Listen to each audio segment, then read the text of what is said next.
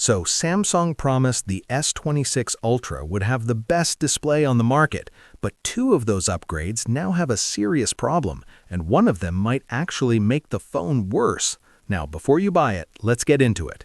So here's what actually happened. Months before launch, leaks were everywhere saying the S26 Ultra would finally get a true 10-bit display panel. And Samsung didn't deny it. In fact, they doubled down. Samsung briefed the media and told them directly, this is a real 10-bit display. Now that's a big deal. A true 10-bit display can show over 1 billion colors, compared to the S25 Ultra, which only displays about 16.7 million. So when creators saw early demo units, the display genuinely looked better. Colors looked richer, gradients looked smoother, and naturally, everyone reported the same thing. This is the first time on the Samsung phone that we're getting a proper 10-bit panel. S26 Ultra for the first time supports 10-bit color processing, so it should be able to display more precisely. S26 models now get the upgraded 10-bit display. Except it didn't. Samsung has now officially confirmed the S26 Ultra is still using an 8-bit panel.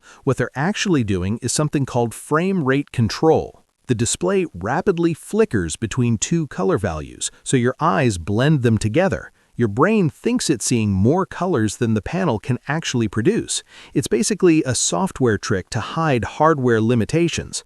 And next to a real 10-bit display, the difference is noticeable. And here's the part that's awkward for Samsung. Apple has had true 10-bit displays since the 2020's iPhone 12 Pro. Google's Pixel 7 Pro from 2022 has it. Even Chinese brands ship real 10-bit panels in their flagships.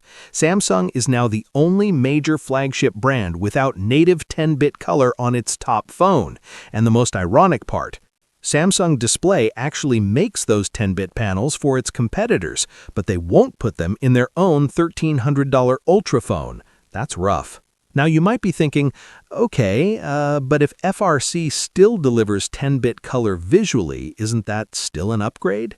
Well, that's not the whole story, because the bigger display feature Samsung has been promoting has an even bigger problem. On paper, privacy display is actually really impressive. Turn on privacy mode and the wide-angle pixels shut off. Anyone looking at your phone from the side basically sees nothing. And honestly, it's one of the most interesting display ideas we've seen in years. But there's a problem you can't ignore. When you actually turn it on, the display quality drops a lot more than expected. Brightness takes a hit, colors look washed out, and it's not subtle either. You notice it immediately. So naturally, you'd think, fine, I'll only turn it on to protect sensitive parts. But that's where things get interesting. Even with privacy mode completely turned off, the S26 Ultra still has display issues compared to the S25 Ultra. And this is why. The privacy layer isn't a software trick. It's physically built into the display panel. Those directional pixels are always there. You can disable the feature, but you can't remove the hardware. And because those pixels are extremely angle sensitive, even small shifts, slightly tilting your phone, moving your eyes up or down, can affect how much light reaches you. Early testing already shows the S26 Ultra measuring dimmer than the S25 Ultra in real-world use, even with the privacy display completely turned off. Which means even if you don't use the feature, it still affects the display you look at every single day. So now both of the display upgrades come with serious concerns, and it's already starting to hurt Samsung. Just days ago, the company reached a $1 trillion market cap, the first South Korean company ever to hit that milestone. But within days of the S26 launch, Samsung lost $110 billion in market value almost overnight. And when your flagship feature doesn't deliver, people and investors notice. Thanks for watching.